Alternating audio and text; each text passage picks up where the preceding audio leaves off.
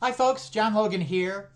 I have been fielding a whole bunch of calls and texts from people who are concerned about Bitcoin and what it's doing. Is it still in a bull market? Are we headed towards bear market? What is the deal here? So I wanted to record this video to give everybody kind of a really solid overview of what the crypto market is really like. Every bull market carries with it an air of never-ending invincibility until it doesn't. Prices climb to record levels, influencers shout about ever higher targets every week, and people who swore they'd never touch crypto finally cave and buy in. Now, all of that looks like strength on the surface, but beneath the noise is a very different process that is often playing out. When confidence peaks and euphoria rules and the narrative that's when liquidity is at its deepest. That is precisely the moment that smart money that's been waiting for the calm before the storm steps in. And that is when the largest holders quietly begin to exit their positions. Most of the time, crypto markets don't crash out of nowhere. The Mt. Gox and FTX failures were black swans. Instead, they unwind gradually, and the first waves of selling are unnoticeable, concealed by sharp rebounds that often appear bullish to casual observers, while whales and institutions are very methodically transferring their risk to late entrants who are convinced the rally is never going to end. And by the time retail traders notice something's wrong, the damage is normally already done. The real top is not always the highest spike on the chart, but it's often the silence, the consolidation that follows that frenzy. What happens is the repeating pattern that plays out across every asset class. Stocks, real estate, crypto is all driven by human behavior. Every cycle moves through 4 recognizable psychological phases. It begins with accumulation, when prices have already fallen and the sentiment is at its lowest point. In that stage, smart money quietly accumulates with thin volume and bleak headlines. Most people have written the asset off. And the saying, buy when there's blood in the streets, that's sometimes attributed to Warren Buffett, but that quote is 100 years old. And that's from Baron Rothschild in the 19th century. And what it simply means is to buy when asset prices are low due to fear and panic. So next comes the bull market, and adoption grows, confidence builds, capital floods in, and prices start to rise faster than the fundamentals justify. So suddenly, everyone thinks they're an expert, and greed replaces caution. Now, at the peak of that optimism is when the distribution phase actually begins. This is where the story changes for most insiders. Smart money starts selling into strength, while Joe Public remains euphoric. On price charts, things can still look strong and momentum appears intact. But underneath the surface, behind the scenes, that stability is often very tightly controlled selling. And in the final phase, the bear market, prices collapse, liquidity evaporates, and fear replaces that earlier greed. People who were once shouting to the moon now swear off crypto entirely, and right before conditions become ripe for accumulation again. Now, these stages don't adhere to a calendar except for Bitcoin, and I'll speak to that more in a minute. They follow human emotion for the most part, and the most successful investors are those who recognize the shift from euphoria to exhaustion before the wider retail market does. Distribution is probably one of the most misunderstood moments in a bull cycle because the price action still appears healthy and social media remains euphoric. The general narrative from gurus always continues to justify higher valuations. And meanwhile, the biggest holders are already selling. And they don't liquidate all at once. They unload very strategically. And to avoid triggering sharp price drops that would ruin their exits, whales and institutions spread selling across multiple venues, different exchanges, over-the-counter desks, and algorithmic trading systems that stretch their exits out over time. Their objective, of course, is not to induce panic, but to extract liquidity. They want to offload to retail investors who are still buying dips, newbies, and even some veterans who are convinced still that the rally will keep rolling. So when selling quietly isn't sufficient, some whales with significant power can resort to tactics that influence behavior, i.e. manipulation. They create visible sell walls on order books that even moderately sophisticated traders who can see that, and that creates an illusion of overwhelming supply, meaning prices will crash. Now, retail traders seeing that often panic sell, and once prices have been knocked down again, the whales remove that fake wall and they buy back at lower levels. Now, this is a psychological move rather than a fundamental one. It exploits emotion. Larger players can also aim to trigger liquidations intentionally. A strategic dump during low liquidity periods, like weekends or off hours, like what happened on October the 10th, can wipe out leverage positions by the boatload. And that forces the market much lower, and then whales can step back in as buyers at lower prices.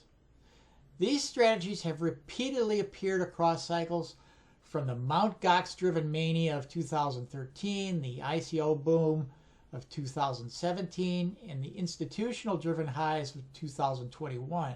It's not chaotic manipulation for its own sake. It's controlled management of liquidity and predictable profit extraction. And while retail traders obsess over technical price charts, smart money pays attention to behavior, because markets are governed as much by psychology as by numbers. And distribution is often the season when emotion itself becomes the commodity that's being traded. Looking back at Bitcoin's history, that pattern becomes obvious. In 2013, when prices rocketed from under $100 to over $1,000 amid Mt. Gox's dominance, whales who had accumulated for years began to offload while retail demand surged.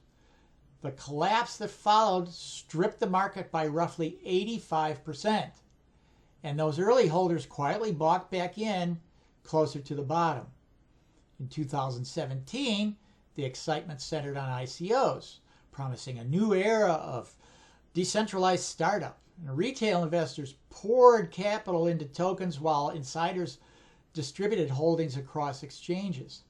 By December, with Bitcoin near 20,000 and Ethereum approaching 1,400, early players were already selling, and the subsequent crash wiped out nearly 80% of market value within that next year. In 2021, institutional interest, ETFs, corporate purchases, and celebrity endorsements made Bitcoin appear mainstream and pretty safe.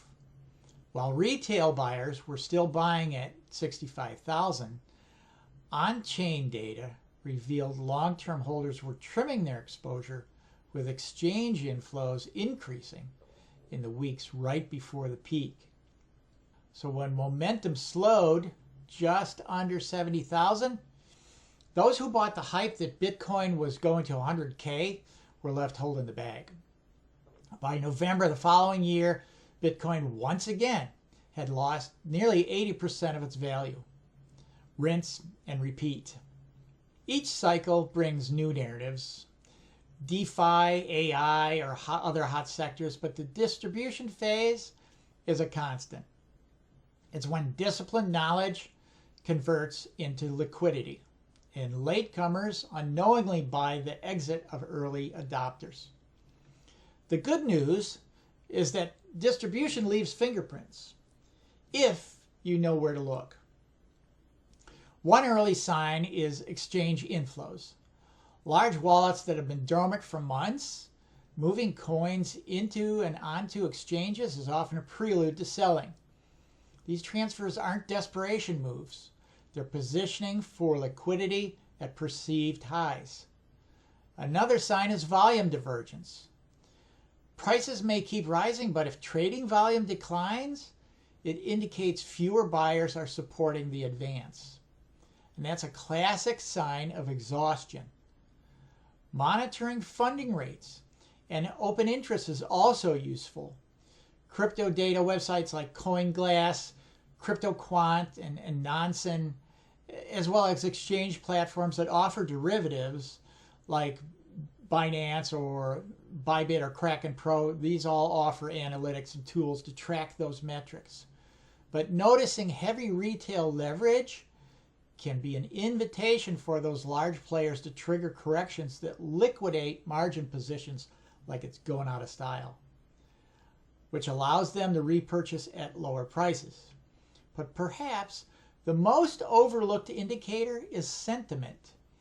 When influencers uniformly praise the rally and even cautious traders are abandoning risk management, that broad-based euphoria is a strong clue that stealthily managed distribution is happening.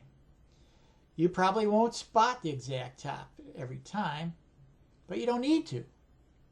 The objective is to notice the probabilities shift. When exchange inflows rise, volume drops, and sentiment peaks, it's time to start chasing every green candle and begin protecting your profits. By the time the price charts give a definitive confirmation of a top, smart money has already quietly exited. Do you really care if you missed the tippy top? If you've already cashed out with ridiculously high 500+% ROIs?